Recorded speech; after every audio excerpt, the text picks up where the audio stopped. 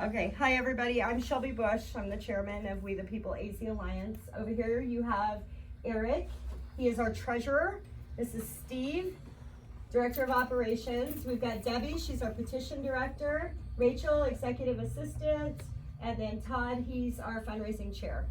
So for those of you that don't know who we are Patriots. We're Arizona residents. I'm born and raised Arizona. I love Arizona. Raised my kids here. Now we're raising grandchildren here. And this is my home and I don't plan to go anywhere. And even if I wanted to, there's nowhere left to go. You know, let's be honest.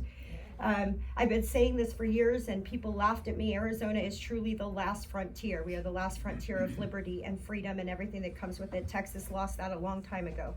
So, we do political investigation. We've been doing it for years, kind of as a side job, Steve and I. And we realized there was a lot of huge problems in 2018. So we did an in-depth investigation. We had audio footage, video footage, pictures, photographs of some of the shady stuff in the ballot manipulation that they were doing in 2018. And we took all this information to the FBI, to the DOJ, we took it to the GOP, to the Attorney General, and we tried to make a big stink. The media suppressed it, the GOP suppressed it. They did an investigation into this voter fraud back in 18, and they came back with a really bad softball report. Stephen Richer. Yeah, well, I was actually, because I've been really hammering hard on him, but Steve Richer was the attorney. He's our current Maricopa County recorder now. Steve Richer was the attorney that volunteered to do this investigative process, and the report he put out was very weak. It suppressed a lot of information, and there were a lot of things not talked about, from collusion between the recorder's office and Democratic campaigns to setting up targeted booths where they were allowing people to come in and vote without showing ID. And all of this was proven, not counting what they were actually doing in those tabulation rooms, which was pretty atrocious. We went to the Board of Supervisors at that time and we said, look, there's problems. I mean, the crowd was full. People were up giving their testimony. I was there, I recorded the whole thing. And I will be happy to make any of that public to you guys, but we told them, don't certify this election. They certified it anyways, but they promised us they were gonna do better. They were gonna take Maricopa County elections back from the recorder's office, and that they were gonna ensure that what happened in 18 would not happen in 2020. What we tried to warn them, and we did over and over again, is look, 18, this is nothing. Okay, this is play school stuff right here. They are test piloting for what they're gonna do in 2020. And we knew it, and a lot of us recognized that, and we tried to fight against it. But they hired Scott Jared. Scott Jared was their election director. He's a bureaucrat that they brought in. I don't even understand why him, because of his background, but they put him in charge, this one bureaucrat in charge of overseeing election day services and working with the county recorder to make things happen. Well, Scott Jared and Adrian Fontes are the ones that decided to negotiate and go through the RFPs to actually bring Dominion software into Maricopa County. They were the ones that presented this and said, Board of Supervisors, you're gonna pay this amount of money, you're gonna buy the software because this is the perfect thing. And the Board of Supervisors didn't do their homework. They relied on these bureaucrats, excuse me, and they signed a contract. And the contract they signed for Maricopa County, the guy who signed off on the Dominion side for the contract, his name's Mike Frontera, and he has been wrapped up in multiple voter fraud scandals going all the way back to the 90s. Okay, and when I asked the Board of Supervisor when we were on the phone, well, what about Mike Frontera? Did you know this? Well, who's Mike Frontera? Well, as a supervisor, he's the one that signed your contract. They don't know. They don't have a clue. They don't care. They work 40 hours, 40 days, maybe a year, and they put in 40 hours a month if we're lucky doing the job to represent the third largest county in the United States. So these guys, they're just going through the motions, okay? But this is our sacred right, our elections, and now they know it. They know it, not only from the evidence that we presented to them early on in this process, right? But they know this election was bad. They know they held a bad election, but they've been up there saying, this is beautiful, it's the best election ever, and we're amazing, and patting each other on the back. And now their backs are against the wall. And for those of you that don't know, They have refused to comply with the Senate subpoena to turn over the equipment and the ballots so the Senate can do their job. It was a long, hard fight to get the Senate to do this, because what we're asking the Senate to do is unprecedented in history. Okay, they have the power, they have the authority, but it's never been done before. But the Senate said we're gonna do it. So they subpoenaed, they asked for the stuff, they failed to comply, they went to court, they fought it. Then they waited for that subpoena to expire and a new legislative session to enter, and then the Senate had to start all over again. They issued new subpoenas, they went through the time frame, they asked for the stuff, and then all of a sudden the Board of Supervisors said, well, we never said we didn't want an audit. We're gonna do an audit, we're gonna do our own audit. So they brought in these two companies, and that's what's been happening all week long, is they're running an audit. Their definition of an audit is bringing in two companies who are not only not EAC certified, which was what was all over the media, because there is no such thing as EAC certified auditors. These guys are not forensic specialists. They do not understand the equipment nor the software. Their only job is to audit the calibration of the machines. And I've said this, if you've seen my videos, I'm sorry, I'm repetitive sometimes, but we already know the machines can count. They were designed to count. But that's what they're testing right now. Can they count? Well, yeah, they can count. So long story short, Tuesday morning, the Senate finally did something unprecedented, and they entered in Resolution 1005, which is to hold the Board of Supervisors in contempt for failing to comply with the subpoenas. It's sitting on the Senate floor. It went to a first round vote on Thursday, where our senators, they fought and they fought hard. It is co-sponsored by all 16 Republican senators, and the Senate is now 16 Republican, 14 Democrat. So we have the upper hand here, and it will go to an official vote on Monday. So what will happen on Monday? I can't tell you. I can tell you what can happen, but I can't tell you what's going to happen necessarily. They're gonna vote to hold the Board of Supervisors in contempt. They're gonna vote on Senate Resolution 1005. And if that passes, and it should, at that moment, that's when Karen Fann is gonna have some big decisions to make. They notify the Sergeant at Arms of the Senate that the Board of Supervisors are in contempt at that point. And then she will have the authority to decide whether the Sergeant at Arms can then notify DPS and have the Board of Supervisors and the county recorders detained and or arrested. And then they can call upon the law enforcement to seize the equipment and the ballots. Now, what kind of fight we're gonna have and what kind of pushback, I don't know. I can't tell you. I don't believe that it's gonna come easy. I don't believe that they're gonna go in on Monday, they're gonna call DPS, and we're gonna have these Board of Supervisors locked up in jail, and they're gonna go barnstorming in and seizing, 2 million ballots and all this equipment. It's not gonna be that easy. But the pressure this movement, and not just We the People AZ Alliance, but the people affiliated with us and other patriots and citizens like you have been applying on the Board of Supervisors and on the Senate, it's working. We are moving forward every day, and we can't stop until we get everything we need. We need the full forensic audit, and we need it by a cybersecurity specialist. We need the ballots audited and checked. We need to find out the true results of our election so that other states can follow suit. We need to get Dominion out of our county, and we got to start getting all these guys out of office that have done what they've done, because it's either criminal complacency, corruption, or just downright negligence. But whatever the case is, they have not done their job to adequately represent us. So what we're doing here is recalling the Board of Supervisors, because they have failed us on multiple fronts. On this election, they failed us on multiple fronts in our constitutional rights. A lot of people don't know this, and regardless of your feelings on it, they are the ones that put mask mandates into Maricopa County. They're the reason why people have to wear masks. I, as a Republican, as a constitutionalist first and foremost, believe in personal accountability and responsibility.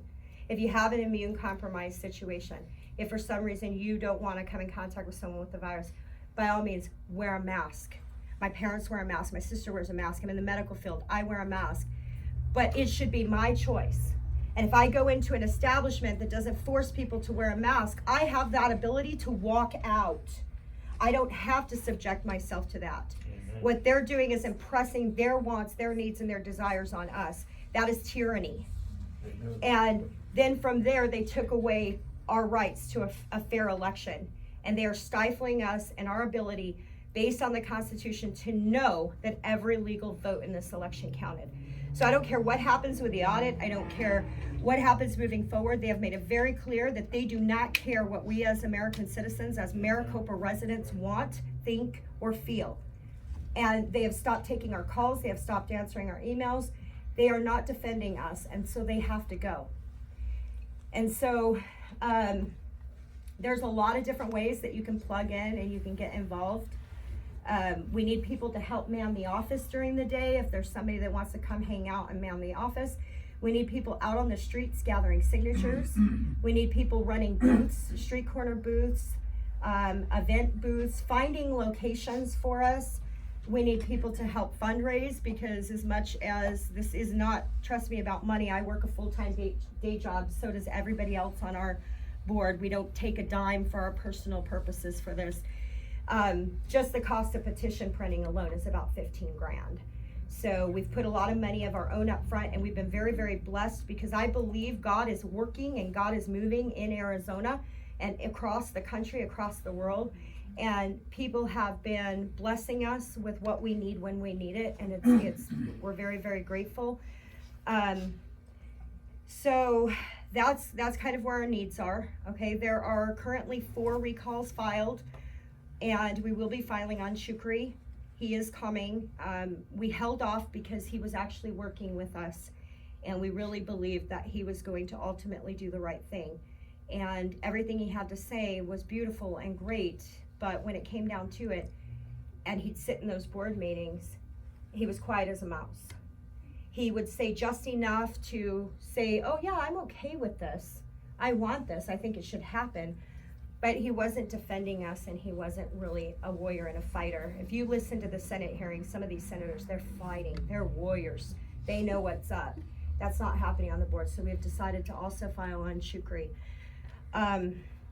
We have an event on Wednesday here in Glendale. It's at the Glendale Women's Club. I think we're almost sold out. There may be about 15 tickets left. So if anybody wants to attend, it's on 56th Avenue and Glen Drive. It's a beautiful old historic building. It was for the first women's suffrage movement from the 1800s. And these are some passionate, powerful women that run this club. And they have a beautiful facility. So we're going to be doing an event there. Free. Yeah, it's a free event. You just have to go on Eventbrite and register and get a ticket. And Walt Blackman, Representative Walt Blackman, will be speaking. Former Senator Dave Farnsworth will be speaking. We also have a classic liberal by the name of John Brakey. He is not a Republican. I don't even know that he is a Trump supporter. But the Libertarian Party and his organization, Audit AZ, recognizes that there was fraud. They understand that, and they want to fight for the integrity of the elections in Arizona, because they know it happened to us this time, but it could happen to them next time. And so they're going to be filing some lawsuits. They've already filed them in other states, and this is with the Libertarian Party. So he'll be talking about that. His attorney will be talking about the lawsuits and update people on that. So you guys are welcome to attend that. You go to our website, and there's an Eventbrite link to get on there. So really, I could sit here and I could assign you all with tasks and say, this is what I want you to do or you to do, but I believe God moves us, and God leads us, and we were all called here today for a reason. We all feel moved and motivated and want to be a part of this. And so I have a very ministry based outlook on how I run organizations, because I was in ministry for years. And I believe the leadership is the support staff, and the people are the leaders. So I believe whatever God puts on your heart, we're here to support you, to give you the tools, to equip you, to help make this happen. And so we have this gentleman here. He came Friday night, Dave did, and he met another guy named Peter that was here Friday night. They get to talking, and they came to us and they said, we're gonna run a booth. So we got him a canopy and table and chairs, and all we need now is 4 people from your list of 1,500 to join us. yes, exactly. So we need, if you could help me with MailChimp on that. Yep, we can do that.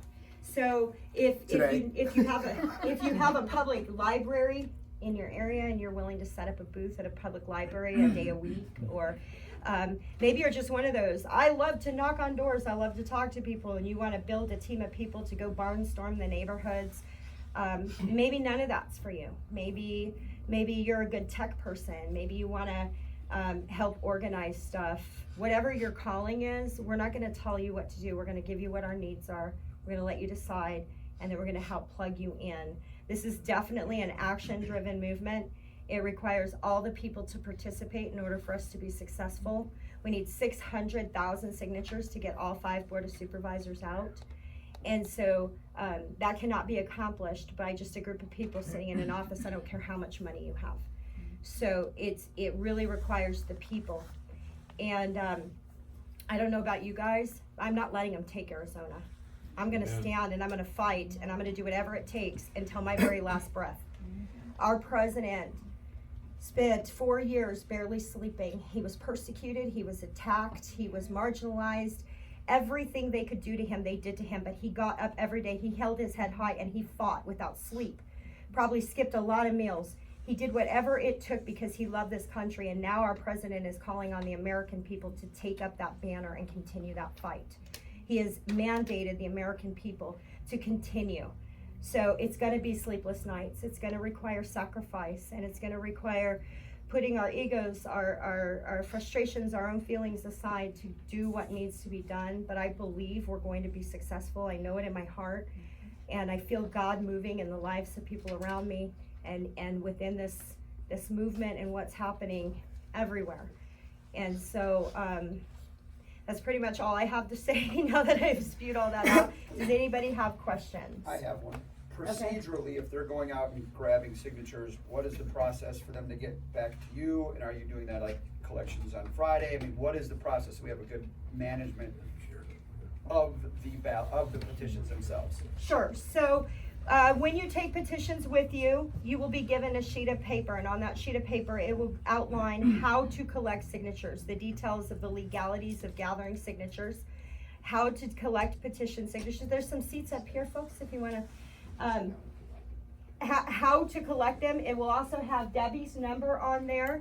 Debbie is our petition director. So when you have full sheets, you have questions, anything to do with the petitions, you'll reach out to Debbie. If you fill a sheet, the back does require you as the person who is the circulator to sign it, fill it out, and have it notarized. So if you have a notary in your job, at someone in your family, even at your bank, you can have it notarized. If you don't have a notary or it's too hard to access a notary, you just call Debbie up and say, hey, I've got these sheets, they need notarized. We will arrange certain dates and times that you can either come to the office or even we'll come to you. We're also going to be doing these open houses all around the valley. We've had a few people volunteer, so this is another call.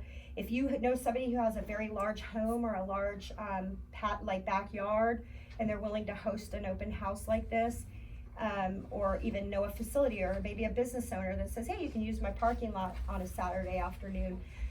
We want to host these all over the valley, and our goal is to have notaries come with us to those events.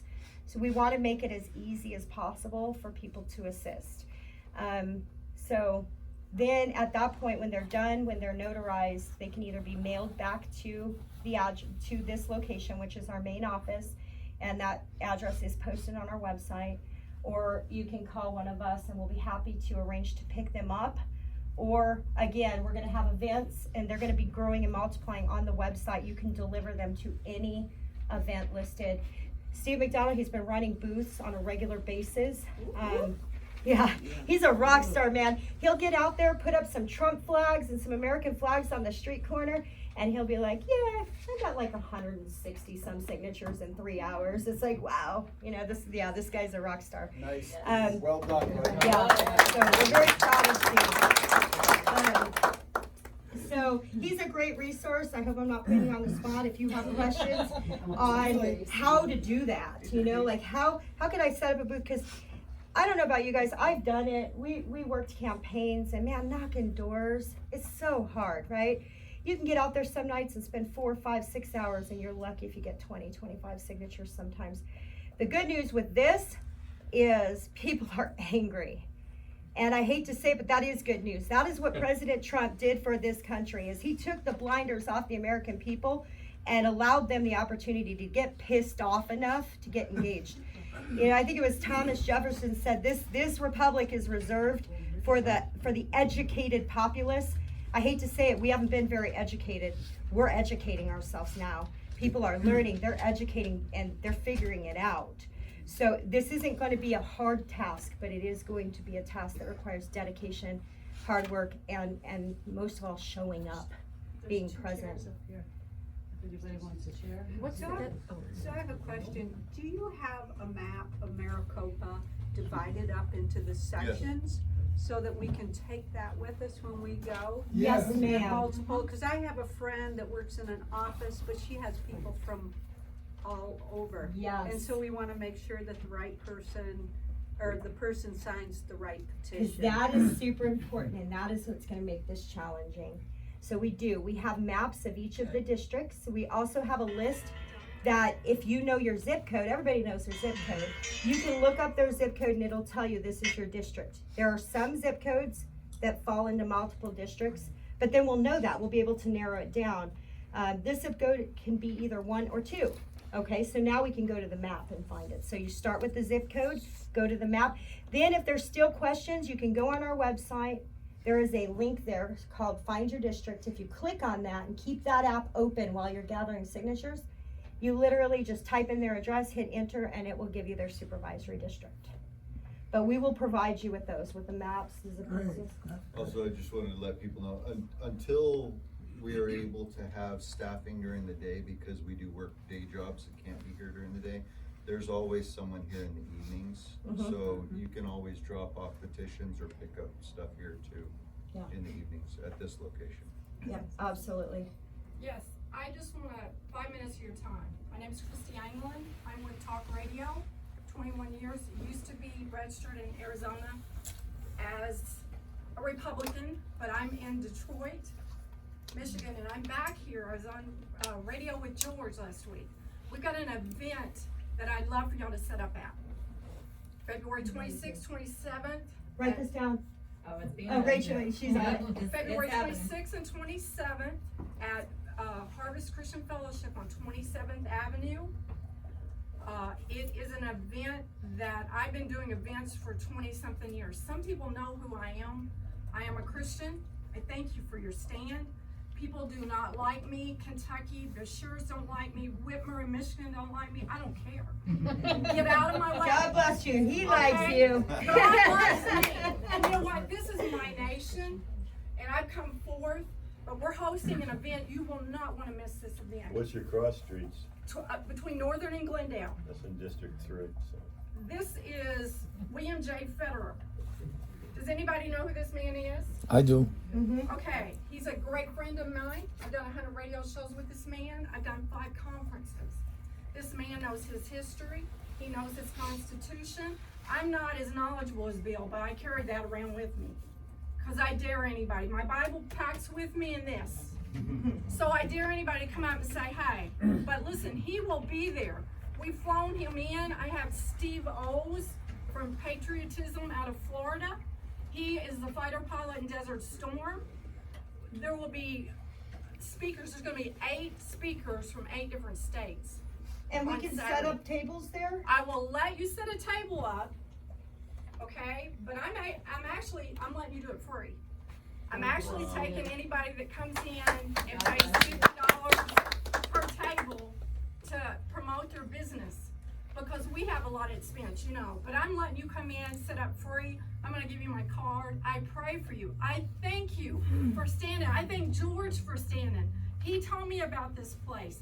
You guys get up, stand up, do what God's called you to do, and be the warrior that He's called you to be. Amen. The title of this conference is called War Cry. And I'm crying out, and I hit 5 states last year. And Kamala Harris, Oh, I can't. you may her. see me sitting in jail. Because I called her out. I called her out about 2 years ago on Phoenix Radio.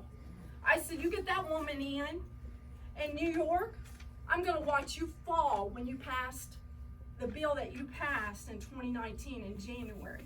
But you know what? I always tell people, I have God, but my co-host on my radio show is an attorney. Don't mess with me. You know, I'm gonna ship this to you. Here. Yeah, sit and down. if you want that event on our website so we can help you promote it, get with I will Rachel. get with you. And George and has we'll a do that. contact. God bless you. Perfect. Thank you. God bless Thank you. y'all. Thank you. Come on, guys. We also covering the event, MAAP Real Talk Show, so I'll give you all the info. I appreciate you, George. Let me know. I appreciate you. I wish I could stay, but I gotta I hope that people will know God what, bless you. I hope people will know what you do for the country and for the state and for Christianity. Oh, give it to her. If somebody wants, I've got one. If somebody else wants her contact. Pull me out. Hey, Rachel. Let me go outside. You want to get wine, let them go back to City requires permits to set up booths, is there any, what's the legality of that? And Okay. also the audit, how deep are they gonna go? Because this just isn't about the presidential election. Calls down ballots, everything. Yep. So he had a great question. What is the legalities of setting up booths? Does the city require permits? All of that stuff. So, few things. Number one, if it's a private business, private residence, no. So if you get permission from, say, you know somebody who's a business owner, you go to a gun shop or something, you talk to them, hey, can I gather some signatures in your parking lot? Close the door, sir. Then no. Public parks, you don't need a permit to do it at a public park. You don't need a permit to do it in front of a library, and you don't need a permit to do it on a vacant lot. So, you're using a vacant lot, right? Some of your people are, and then Private property, but they'll be using the side of the road along the easement, which is public property. uh-huh. If somebody wants to take the time to kick them out of there, then it's a Democrat, Yahoo, we know they're up there or wherever. But in most instances, I don't think anybody's gonna bother anybody. Yeah. So- We haven't Yeah, had the anybody get question hassled. Is you have to get permission of the property on a vacant lot. If it's a vacant lot, my answer to that is, and forgive me, this sounds horrible, but it's better to beg for forgiveness later than ask for permission first in some of these instances. If it's a vacant lot that's been a vacant lot and it's on a busy street corner, we have people that have been setting up on them, nobody hassles them, nobody gives them a hard time.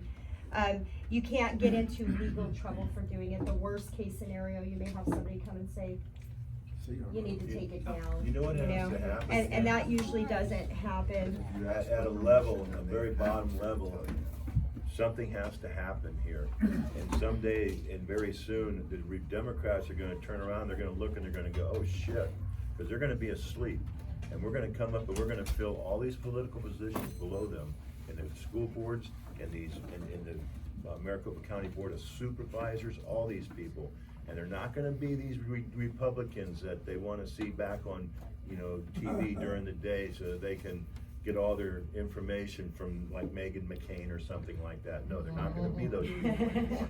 These are gonna be people that are caring about how this country's going, and they're gonna willing to be and stand behind severe changes coming up, at least as far as the 2022 election is gonna show. And that's so, to add to that, this movement that we're creating here, this We the People AZ Alliance, and I'm not exaggerating, and this is not about me, I promise you this is all about him. We are getting emails from all across the world, every 10 minutes saying, Arizona, you are our hope. You are warriors, and the world is counting on you. And we're gonna share some of those emails and letters. We're gonna do some videos and put them up on our site and share them with you guys, because they're not for us, they're for all of us.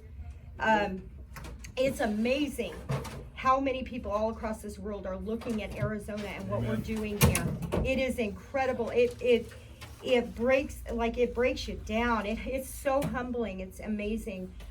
Do you have some of those letters? And it's not just letters, it's donations. Yeah, and People are donations. Sending money from other countries to help.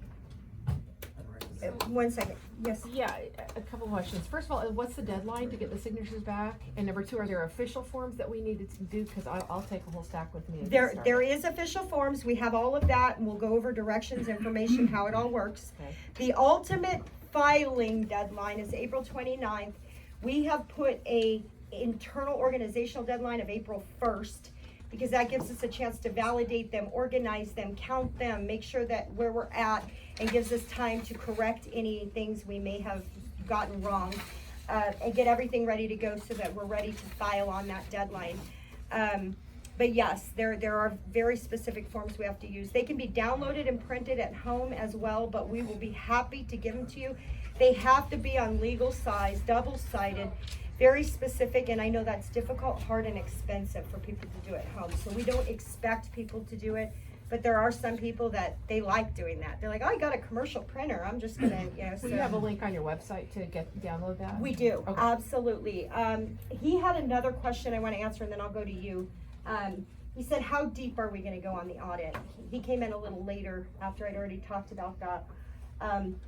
What we are demanding as an organization, what many of us have been putting, when we're in constant communication, at least one of us on the team, at all times with legislators or their staff, okay?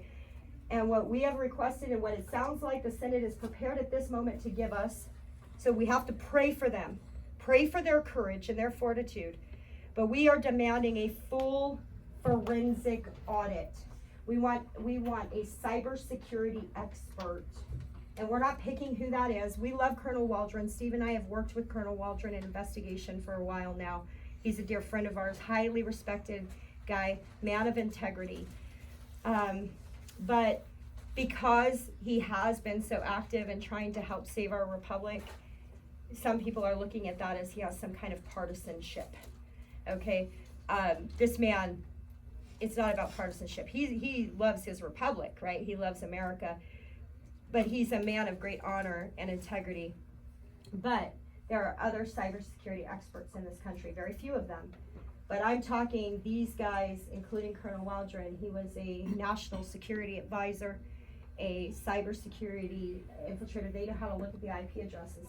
They know how to tell whether anything was hacked in, whether the machines were ever placed online, whether anything in the coding was manipulated. They know how to find algorithms and all those different things. That is what we are demanding, and as of right now, that is what the Senate has agreed to give us, okay?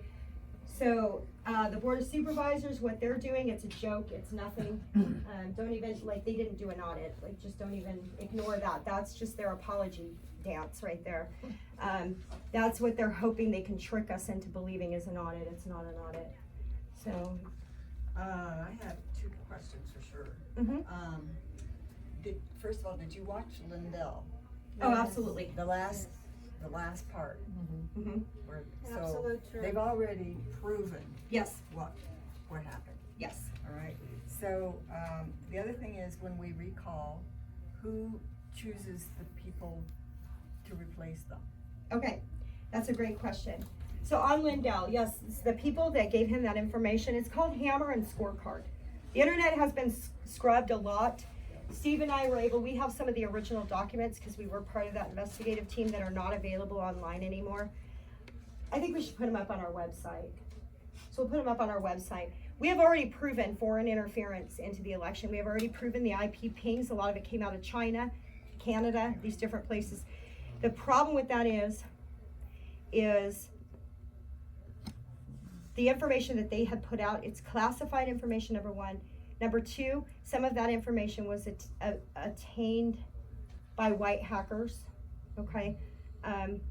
Which means they got permission from the right people to do it. They were invited to do it, but it wasn't done under a legal parameter, which means it's inadmissible in court at this moment. But, you know what our government does to us? You know what the NSA does? You know what they do with those FISA warrants? It's called reverse deconstruction. That's what the game they've played on the American people for years, we're gonna play on them. We know it's there, we know what we're looking for now. So now we're gonna go in and we're gonna get it the other route to prove that we have it, okay? So, That's why Arizona is so important. it's hugely important. These other states, there are actually legislators, and I'm not kidding you, legislators in these other swing states that have been reaching out to people on our team saying, come on, go Arizona, because the minute Arizona What do you makes think this happen, we're Newsom's ready. thinking about We're all ready. of We're gonna this right set now? the floodgates open. Huh? We're gonna open the floodgates, which means we are asking, I don't care what your personal feelings about her are, I know there's been mixed feelings. We are asking President Karen Fann to carve history, not just for us, but for the world, for this country. She is stepping out in uncharted territories, and she is going to be doing stuff that's unprecedented, along with her team of other senators, Senator Borelli and Leach, and I can list them all 16 of them. But And golly, so, the governorship is up next year, isn't it? Yeah. So we So- better do something. so be praying for those senators to stay firm and stay strong. And the other question you had was Who about will replace the? who will replace them. Okay, so how it works is once we file, because we've already filed to start the recall, that's done. But then when you turn in those signatures, that's what they officially call filing on the recall. So once we file those signatures, they're gonna go through, they're gonna count them, they're gonna check them, and they're gonna say, okay, you successfully issued a recall. At that point, the recorder's office will submit a letter to the Board of Supervisor saying, okay, Mr. Sellers, Supervisor Sellers, you have been officially recalled. You have 5 days by which to decide whether or not you wish to resign.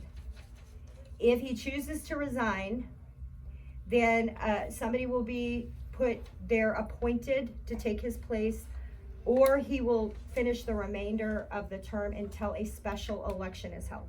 It will trigger a special election. If he says, no, I don't care what these people did, I'm staying here, I'm a supervisor, and I don't care the will of the people, which they've already proven they don't care the will of the people, I want to stay the supervisor, then it will trigger what's called a recall election. And what that will mean is within a period of time, a special recall election will be held. And that supervisor that we just recalled, and in this case I'm referring to Sellers, will be automatically printed on the ballot at their request. So then we have to put other candidates on the ballot to run against him. So the other thing we're gonna Will be do, Republicans. yeah, Republicans. Real So if- Republicans. Yeah, Real Republicans. real Republicans. Don't So let- here is the beauty. Tell you otherwise. Here is the beauty. We have now So they gathered say. a email database of like 10,000 volunteers for this movement. We have a text database, and I'm telling you guys, if you're not on our text system, I know it can be annoying to get text messages. It's the only true way to communicate anymore. They are censoring everything else. Okay, get on text databases, because that's where you're gonna keep informed. You're gonna know what's happening. We will then take our people. We will create, and we've already created a panel of 18, 20 constitutional principled, either current, active, or former representatives, either at the federal level or the state level, people that we respect, that we love, that we adore, that are going to help head up a nomination committee where we will allow anybody that wants to run to replace them to put their name forward. And then I think the last, Rachel left, but I think what we decided we would do is we would narrow that down to the ones that we believe fit the bill. And then we'll host like a Zoom or some kind of a conference, and basically you guys are going to decide who's gonna be the candidate, because at that point, we'll have to go out and gather petition signatures to put them on the ballot. But the good news is, we need 25% of the signatures to get a guy out. We only need 1% to get a guy in. So it's an easy task, and we're already gonna have the addresses of all these great people that signed our petition. So we will have the power to help get that competition on the ballot. You decided that this is going to, get in, Uh-huh. and then you said someone is appointed, who appoints them? Well, they'll either finish their term until the special election, or they'll appoint somebody, and I think the remaining board gets to appoint the replacement. We may create something really interesting here, though, because if we recall 5 of them, then I don't know, but And the governor gets to replace them? Well, but it would only be temporary. It would be the Senate. temporary. Okay, there you go. It would be the Senate. Because they're a subdivision of the The Senate. Senate. They're a subdivision of the Senate, so our senators would get to pick. They're gonna be a full 4-year term. What's temporary? Is there A certain- special election, has so. a- has a- Until the date's okay. set. So, like, here's an example. If we got our signatures in by February 14th, that's not gonna happen. But let's just say we got our signatures in by February 14th. It would trigger the recall election, the special election would trigger for the 1st of May. So you're talking a very short period of time between the time we turn in our signatures and the time that the election occurs. I And think then it's the like next election 60 cycle days. would be, I think, in August, right? When they're Yes. coming around, so. Correct, Yep. correct.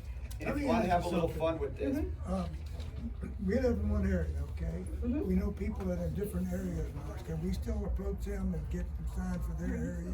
Absolutely, 100%. I am asking people if like Steve McDonald, I'll use him as an example again, and then we've got Dave here. They have their select areas. He's District 1 and he's District 3. They're carrying a majority of their own district, but they're also carrying 1 or 2 sheets of each of the other districts with them at all times.